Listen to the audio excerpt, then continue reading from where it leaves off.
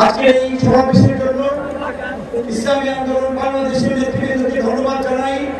আমি গাড়ি থেকে আসার পথে দেখেছি মৎস্য ভবন, শাহবাগ, হাইকোর্ট মোড় সমস্ত জায়গায় লোকে লোকারণ্য। এই মাঠের বাইরেও খালি মাঠে যারা আছেন মাঠের মধ্যেই লোকে সীমাবদ্ধ, চতুর্দিকের লোকে লোকারণ্য। এরকম একটি সফল মহাসমাবেশ আয়োজনের জন্য ইসলামী আন্দোলন বাংলাদেশের সারা দেশের নেতৃবৃন্দকে গণ অধিকার পরিষদের পক্ষ থেকে অভিনন্দন এবং শুভেচ্ছা জানাই।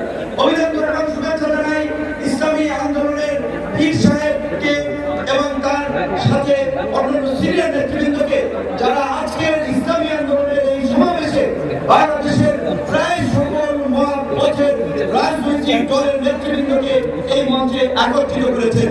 এবং আজকের এই সমাবেশ অত্যন্ত সময় উপযোগী এবং কার্যকর বিষয়ের উপরে ভিত্তি করে নির্ধারণ করা হয়েছে। আপনারা জানেন বাংলাদেশের 24-এর গণঅভ্যুত্থান পরবর্তী রাষ্ট্র সংস্কারের যে জনআকাঙ্ক্ষা তৈরি হয়েছে, শাসনতান্ত্রিক ব্যবস্থার পরিবর্তনের যে রাজনৈতিক এবং জনআকাঙ্ক্ষা তৈরি হয়েছে, সেই আনুপাতিক হারে নির্বাচনের দাবিতে আজকে বলা হয় কয়েকটি দল ব্যতীত সব দলই কিন্তু এই মঞ্চে বিরুদ্ধে হাজির হয়ে এই সংখ্যানুপাতিক নির্বাচনের পক্ষে তাদের দলীয় সমর্থন ব্যক্ত করেছে।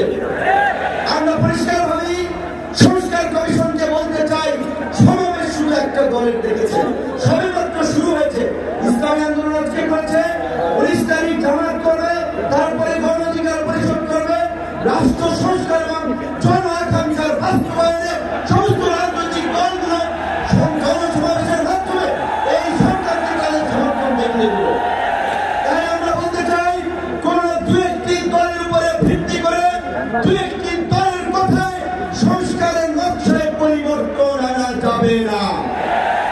আমি সংস্কার কমিশনে বলেছিলাম, দেশ স্বাধীনের পরে ডক্টর কামাল চন্দ্র বলেছিল আমাদের নেতা শেখ মুজিব, আমরা তো তাকে রেখে সংবিধান নির্মাণ করেছিলাম, রচনা করেছিলাম তাকে এম্পাওয়ার করার জন্য। আজকে সংস্কার কমিশনকে বারবার আমরা বলতে চাই, দু একটি দলকে প্রাধান্য দিয়ে বেশিরভাগ জনগণের আকাঙ্ক্ষার বিপরীতে গিয়ে কোন সিদ্ধান্ত বাস্তবায়নের দুঃসাহস দেখাবেন না। আনুপাতিক হারে নির্বাচন হলে সমস্যাটা কি? কোন সমস্যা নাই। প্রধানমন্ত্রীর মেয়াদ 10 বছরের বেশি না থাকলে সমস্যা কি? আমরা অত্যন্ত যৌক্তিকভাবে এই কথাগুলো দফায় দফায় আলোচনায় তুলে ধরছি। কিন্তু পরিষ্কার সংবিধান এই সংস্কার জাতীয় ঐক্যবদ্ধ কমিশন কেন জানি দু একটি দলের প্রতি পক্ষপাতমূলক আচরণ করছে। এই পিয়ার পদ্ধতি তাদের এজেন্ডায় বাদ দিয়ে তারা ঘুরে গেল।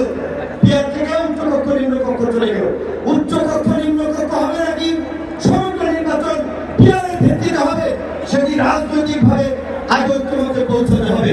একই সাথে আমি আরেকটি কথা বলতে চাই, যারা বিশ্বাস সহ আমাদের নেতৃবৃন্দ তারাও বলছে, আমরা বলছি, আজকে সারা বাংলাদেশে উপজেলা, পৌরসভা, সিটি কর্পোরেশনে স্থানীয় জনপ্রতিনিধিরা জনগণ চরম দুর্ভোগের শিকার হচ্ছে সেবা পেতে গিয়ে।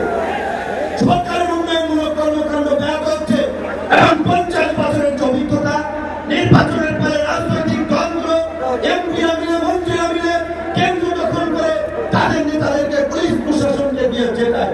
কাজী এই সরকারের আমলে যেভাবে জাতীয় নির্বাচন হবে, একই সাথে অনতিবিলম্বে আমরা স্থানীয় নির্বাচন আয়োজনের দাবি জানাচ্ছি।